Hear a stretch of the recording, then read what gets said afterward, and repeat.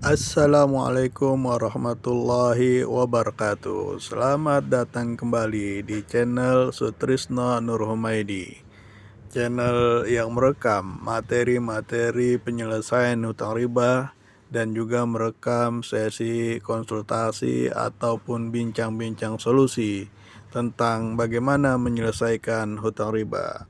Pada video ini saya sempat merekam perbincangan dengan suami istri yang datang ke klinik riba setelah menonton beberapa video di channel ini. Mereka datang langsung ke kantor klinik riba. Mereka berharap dapat bertanya tentang solusi dari permasalahan riba yang sedang mereka hadapi. Mendapatkan solusi hutang riba memang tidak cukup hanya menonton video atau bertanya melalui chat WhatsApp.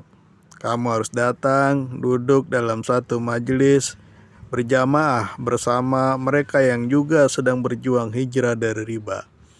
Ada keberkahan dalam satu komunitas yang saling bantu mewujudkan tujuan yang sama.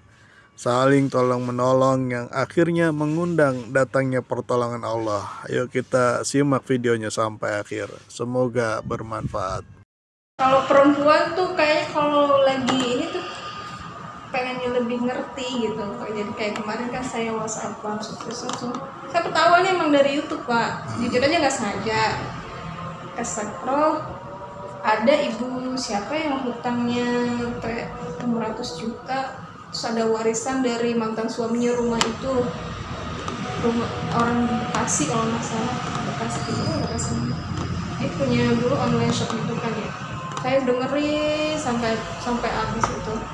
Terus lokasinya di mana ya? Saya ini aja subscribe channel. Saya juga nggak tahu kalau acara ini kesini, saya nggak tahu. Dia juga dengerin sambil tiduran nih, lihat dengerin ya.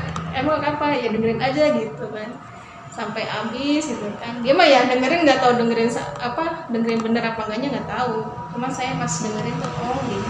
Ya cari-cari ya, terus ada kan nomor WhatsApp Pak Sutrisno tuh saya simpan. Ya saya masih tadinya pengen bisa bener nggak sih gitu ya, bisa kesini nggak sih, bisa ketemu sama orangnya nggak sih gitu. Sebenarnya saya iseng sama Pak Sutrisno, coba deh kasih siapa tahu aja jadi solusi gitu kan, siapa tahu aja nambah ilmu gitu. Tadinya emang niatnya seperti itu gitu. Ternyata banyak yang konsultasi di sini kan. Ya, Jadi, ini klinik riba iya, makanya memberikan pengobatan harus sembuh dari riba. Pas waktu saya cerita dari awal kan ya yang itu Pak Sutrisno Bu Hesti bawa ini, katanya bawa dokumen dari bank ini.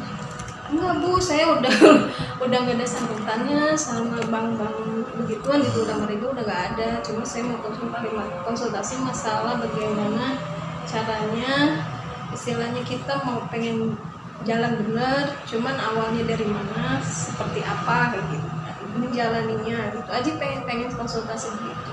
Oh yaudah saya itu ke Pak Yosi, kata dia gitu. Dikasih nomor Pak Yosi, Pak gitu.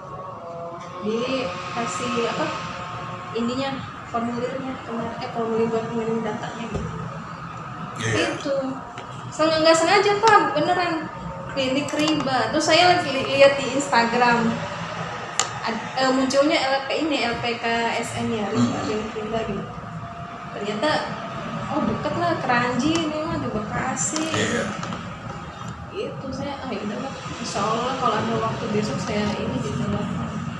Sebenarnya sih udah lama ini pengen konsultasi begini di mana gitu. Saya cari-cari, kadang kan saya sendiri gitu mau konsultasi ke ustadz, kadang ada ustadz terdekat, cuman namanya tetangga takutnya kita malah jadi apa ya, bukan bidangnya juga orang nggak mungkin. Iya, cuma dia ustadz guru ngaji, cuman imami sholat gitu ya, bukan kita meremehkan beliau, enggak. Cuman kalau kayak ke tetangga tuh kayak gimana sih, beda lagi lah ceritanya gitu. Tapi kan pas saya denger cerita gitu, lihat di instastory di YouTube-nya Bapak gitu kan, oh banyak juga ya yang konsultasi ke sini. Nah, terus ada Pak Sutrisno pernah bilang ada katanya penceramah mengharapkan riba tapi nggak ngasih solusinya. Pernah begitu kan Pak ya?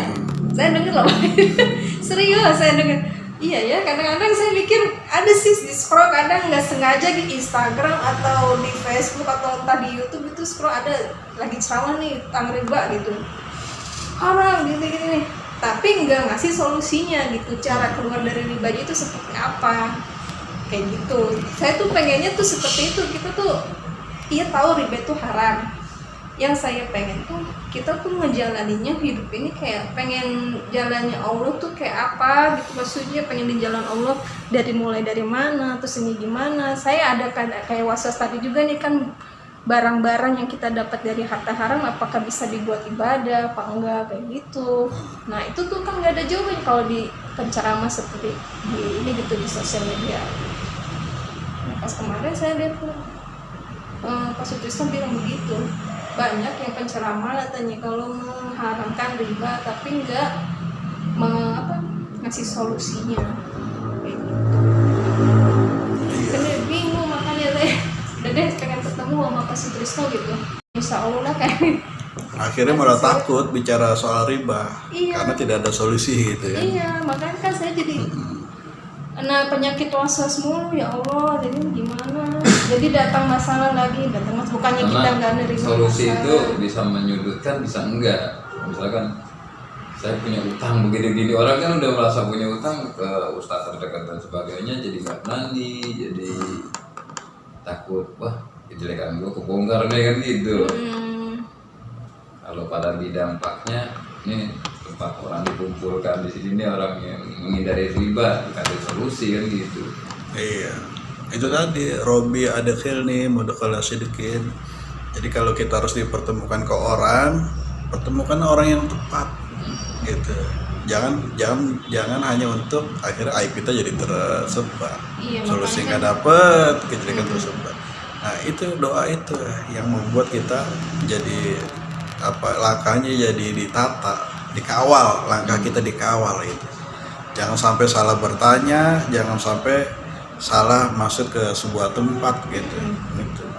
Kalau kayak gini kan enak, gak ada orang lain kan ya Pak ya, maksudnya cuma Pak Sutrisno doang gitu, insya Allah. Enggak, karena Ini saya rekam nggak apa-apa, saya upload kan nggak ada wajah, nggak ada nama ya kan? Tadi udah ya Pak Teten.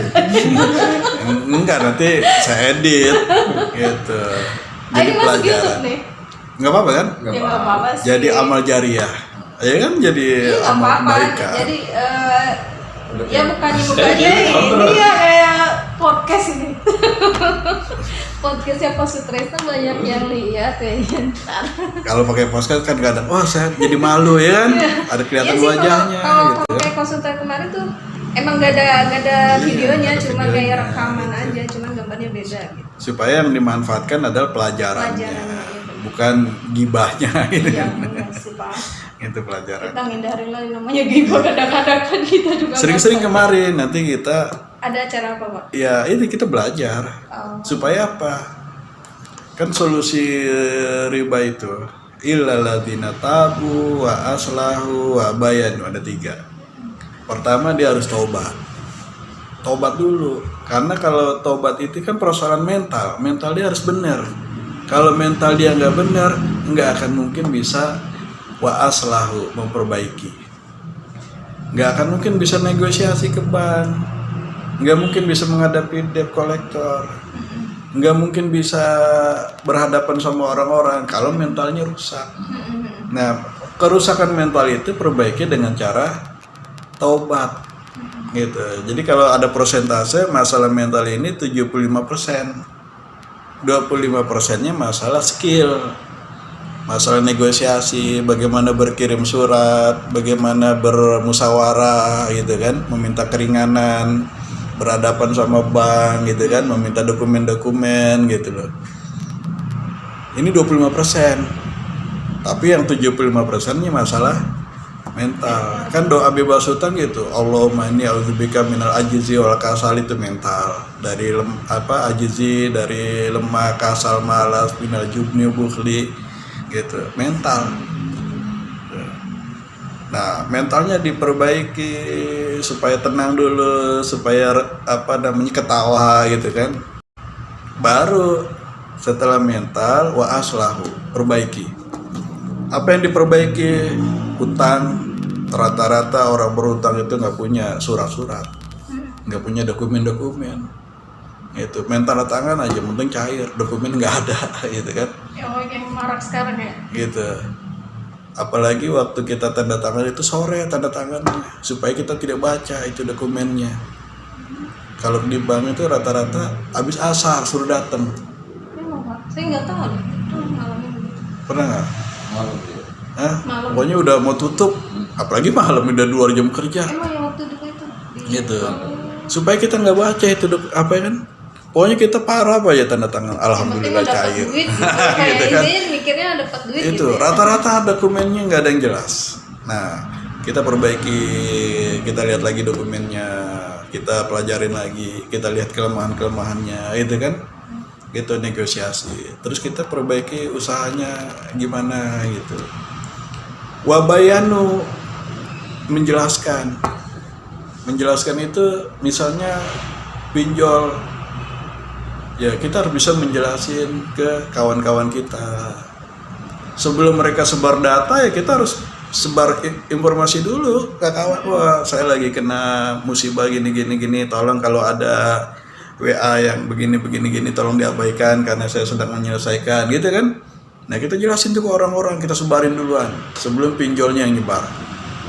Nanti begitu pinjol nyebar kan udah diabaikan sama teman-teman, malah kita didoain ya semangat gitu kan.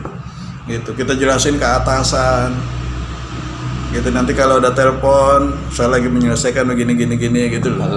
Nah, itu kalau tidak tobat nggak selesai gitu. Dari satu pinjol bisa nambah sekian aplikasi. Kalau tidak stop ribanya nggak akan selesai, karena memang sistem hukumnya seperti itu. Ada namanya status kredit, status 1, status 2, status 3. Negosiasi bisa terjadi kalau sudah macet. Macet bisa terjadi kalau ribanya nggak dibayar, stop gitu loh. Kenapa harus taubat dulu supaya macet? Kenapa macet? Supaya bisa nego gitu loh. Tapi kalau saya mau taubat bayar, ya enggak ada pintu negosiasi gitu. Malah didoain mulu sama orang ribanya.